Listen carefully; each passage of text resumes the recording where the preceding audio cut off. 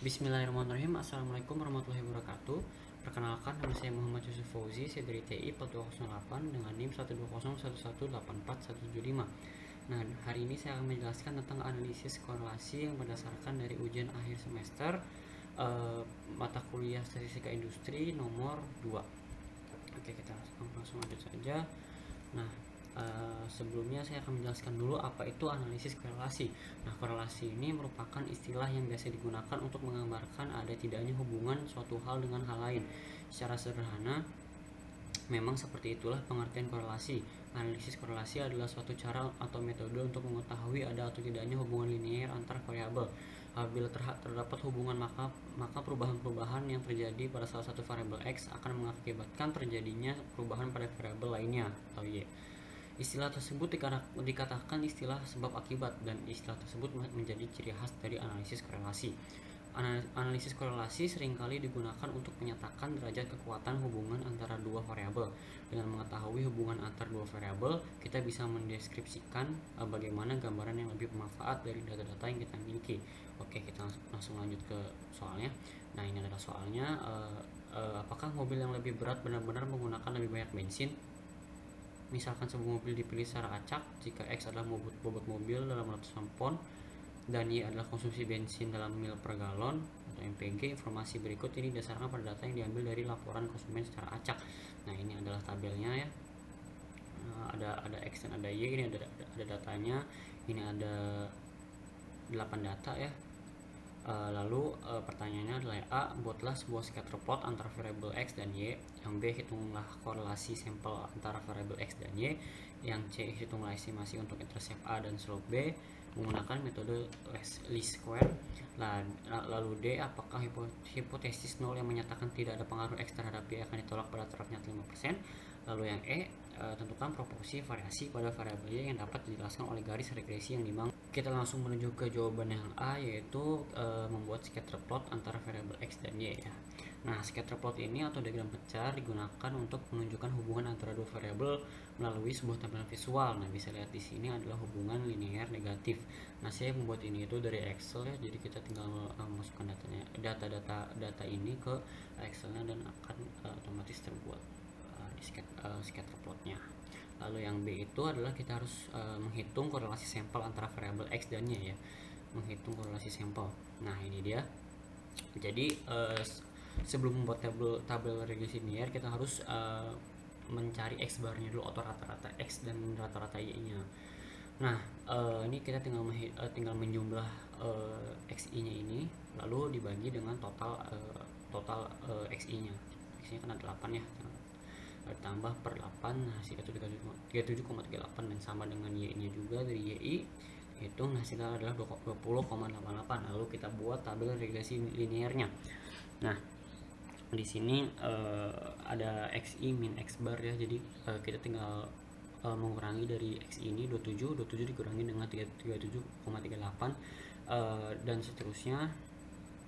Lalu ini XI min X bar pangkat 2 ini tinggal hasil yang ini itu kita pangkat 2 ya. Lalu YI min Y bar juga sama seperti XI min X bar, cuma bedanya ini menggunakan data yang Y ya. Jadi 30 dikurangi dengan 20,88 dan diteruskan hingga data ke-8. Lalu YI min Y bar juga sama di pangkat 2. Lalu kita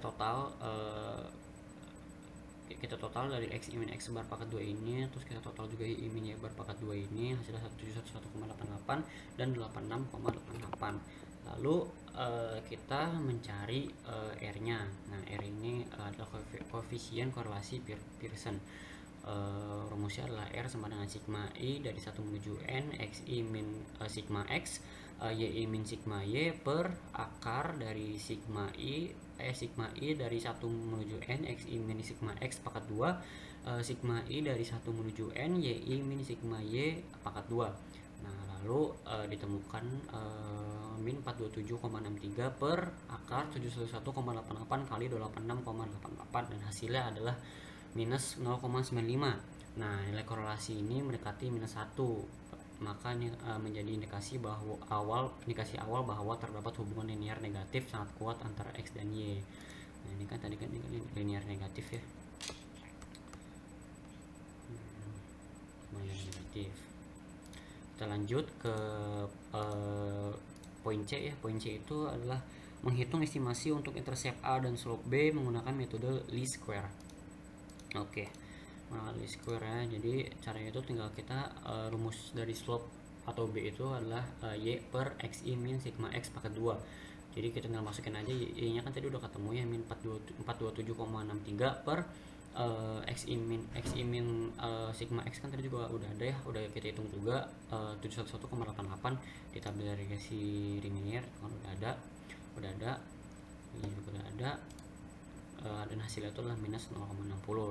Dan untuk intercept itu rumusnya sigma Y min dalam kurung B kali sigma X kurung. Ini kita tinggal masukin saja sama saja seperti tadi, cuma ini bedanya ini kita tinggal masukin saja angka-angkanya yang tadi kita sudah temukan ya. Nah, ini kan terus kita pakai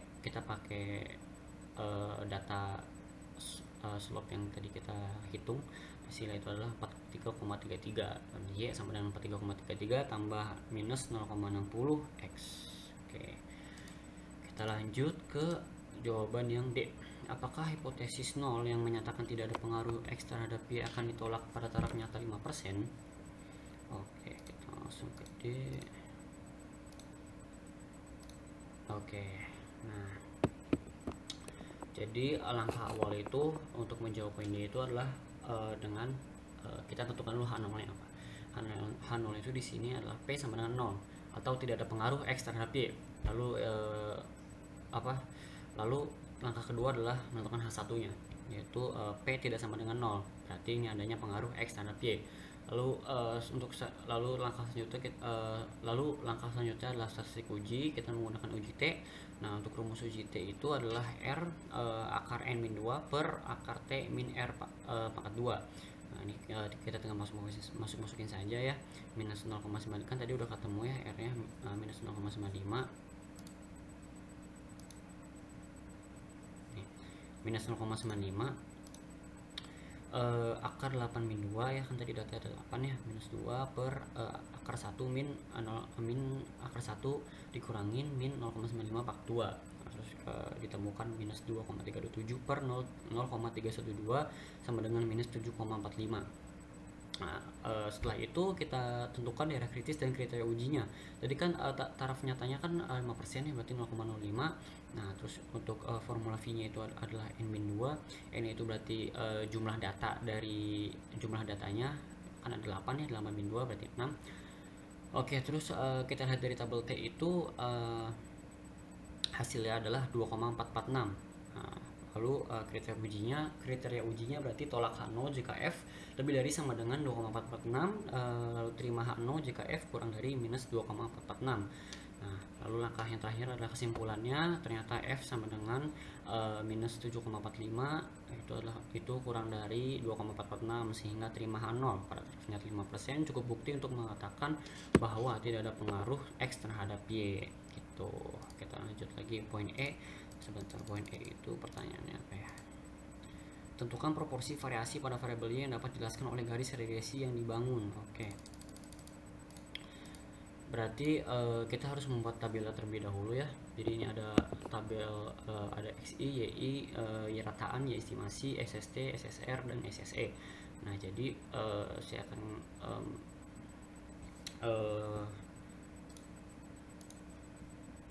menjelaskan satu-satu ini formula-formulanya ya.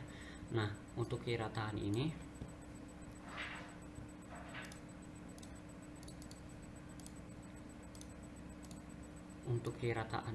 kita dapatkan dari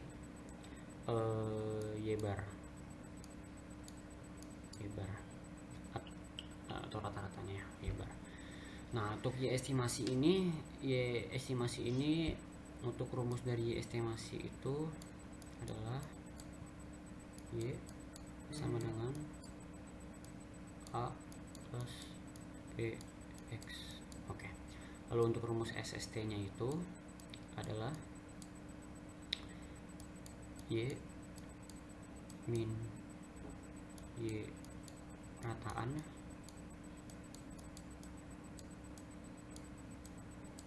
perkataan dipangkat 2. Lalu untuk rumus SSR nya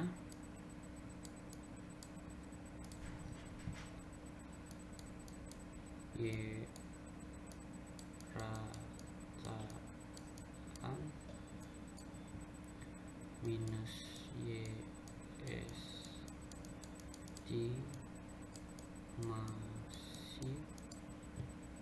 dipangkat 2.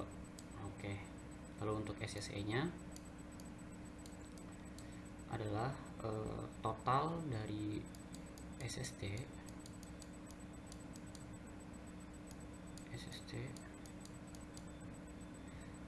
minus total SSR. Oke. Jadi ini adalah rumus-rumusnya ya. Nah, lalu kita mencari R kuadratnya dengan rumus SSR per SST. Ketika SSR sudah ketemu ya, yaitu adalah 256,88 per 286,88. Lalu ditemukan hasilnya 0,895 dan dikonversi menjadi persen, hasilnya adalah 89,5% gitu. Tuh. Jadi proporsi variasi pada variabel Y nya itu adalah 85,5%. 89,5%, sorry.